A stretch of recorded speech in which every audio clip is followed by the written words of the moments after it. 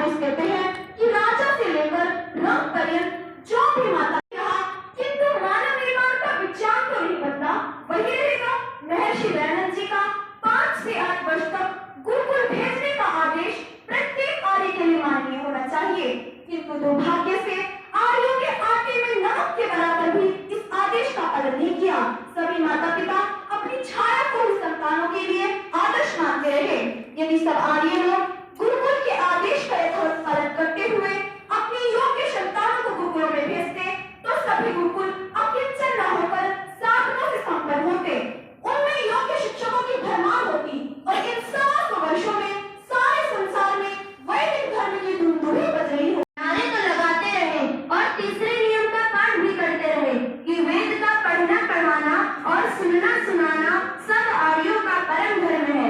आइए विचार करते हैं कि इस परम धर्म के लिए आर्यों ने क्या किया।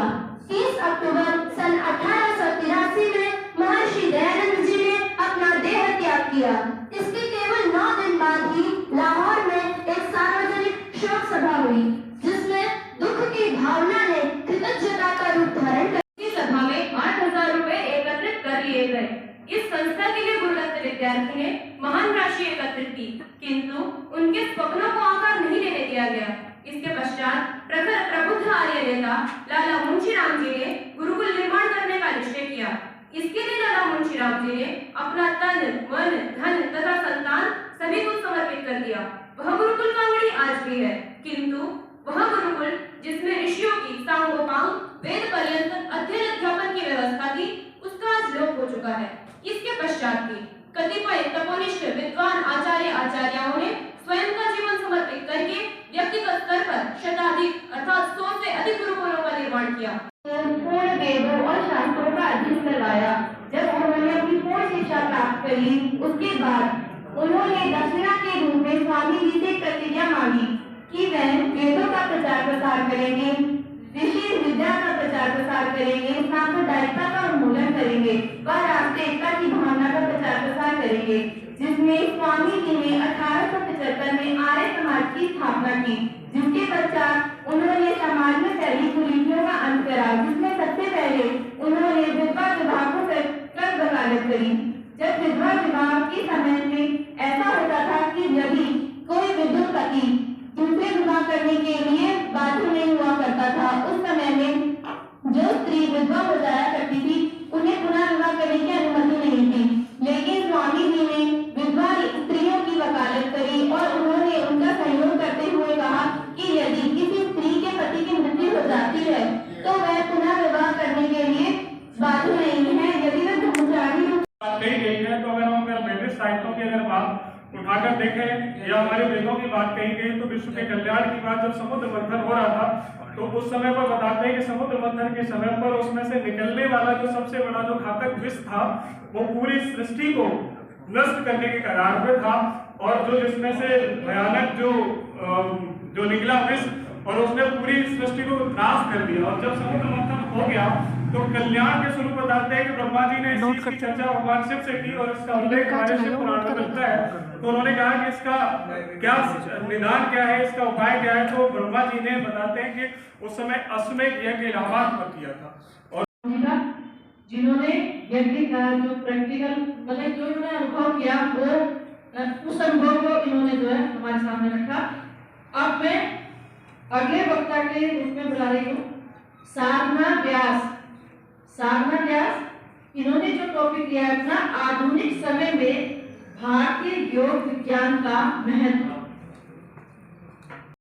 युग समाधि का अर्थ है, युग समाधि का अर्थ समाधि से है तथा युग संयमने का अर्थ नियंत्रित करने से है।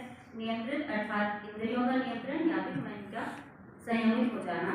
युजिर योगे का अर्थ जोड़ना या जुड़ना अर्थात संसार से योग तथा ईश्वर के संयोग से। महर्षि पतंजलि योग दर्शन में बताते हैं, योग चित्त वृत्ति निरोधा युक्त छंद ज्योतिष के संगीत ज्ञान के बिना वेद में प्रवेश नहीं हो सकता। यज्ञोपरांत 5 मंत्रों को पढ़ लेना ही परम धर्म मान लिया गया है। हम तो वैदिक धर्म के जय के नारे, बोलो निर्भय ऋषि के प्यारे, बजा बजा कर ताली आई पहुंच दयानंद वाली, कहते कहते तालियां ही बजाते रह गए। आर्य समाज की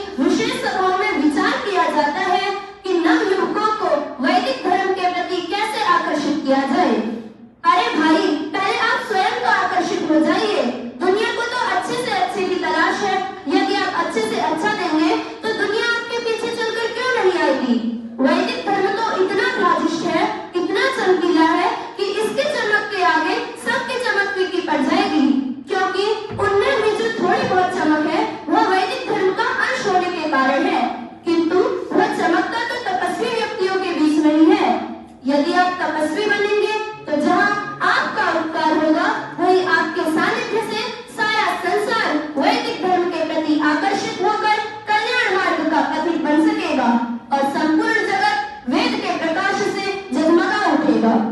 जैसा कि हम पहले ही कह चुके हैं, वेद में प्रवेश के लिए अंगों और उपांगों का आधुनिक जीवन शैली। आयुर्वेद प्राचीन भारतीय प्राकृतिक और समग्र वैदिक शास्त्र चिकित्सा पद्धति है। ये मनुष्य के स्वास्थ्य एवं चिकित्सा के प्रति समग्र दृष्टिकोण वाला जीवन विज्ञान है। संपूर्ण विश्व स्वास्थ्य संरक्षण की दिशा में आगे बढ़ रहा है तथा इसके लिए योग एवं आयुर्वेद का रास्ता अपनाया जा रहा है। ये सबसे प्राचीन चिकित्सा पद्धतियों में से एक है तथा ये एक संपूर्ण चिकित्सा प्रणाली के रूप में जाना जाता है, जिसमें शारीरिक, मनोवैज्ञानिक, दार्शनिक, नैतिक तथा आध्यात्मिक स्वास्थ्य शामिल है। आयुर्वेद में ऐसी अनेक बीमारियों का उपचार बताया गया है। जो विषय को लेने की आवश्यकता क्यों पड़ी? आज हम देख रहे हैं कि सबसे जो आवश्यक बात हो गई है हमारे जीवन के लिए, वो हो गया है स्वास्थ्य।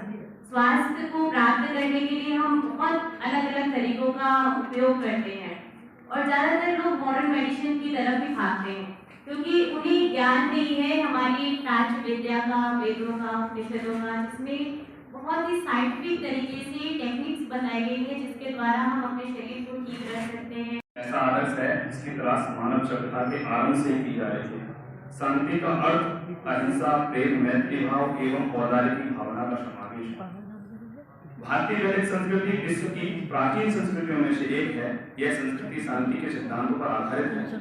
वेदों की एक ऐसी आधारशिला जिसके ऊपर धर्म, सभ्यता, संस्कृति, संस्कारों का भव्य प्रासाद टिका हुआ है। वैदिक संस्कृति के समूचे प्राणी समुदाय में प्रेम, करुणा एवं सद्भाव की भावना सन्निहित है। इस संस्कृति में हिंसा का त्याग एवं शांतिपूर्ण जीवन जीने का आह्वान किया गया। वैदिक संस्कृति में शांति का संदेश, शांति का सिद्धांत। वैदिक संस्कृति में शांति की स्थापना के लिए अहिंसा को सर्वोपरि स्थान दिया गया है। भवद्भिः श्रुता आमिदानीं हिंदी भाषायामेव स्वकीयं वक्तव्यं प्रस्तोष्यामि, यतोहि हिंदी भाषायाः श्रोताः अधिकाः सन्ति। अतएव आइए मैं बताना चाहती हूँ कि ये जो आज अपने देश में दो प्रकार की शिक्षण पद्धतियाँ विशेष रूप से चल रही हैं।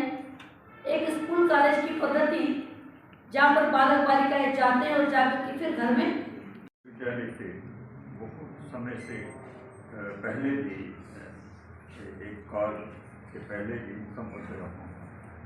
आपको कदाचित आश्चर्य होगा, 1983 और 84 में मैं यहाँ पर पहला प्रोफेसर था संस्कृत का, जो विश्वविद्यालय अनुदान आयोग ने ये पद दिया था।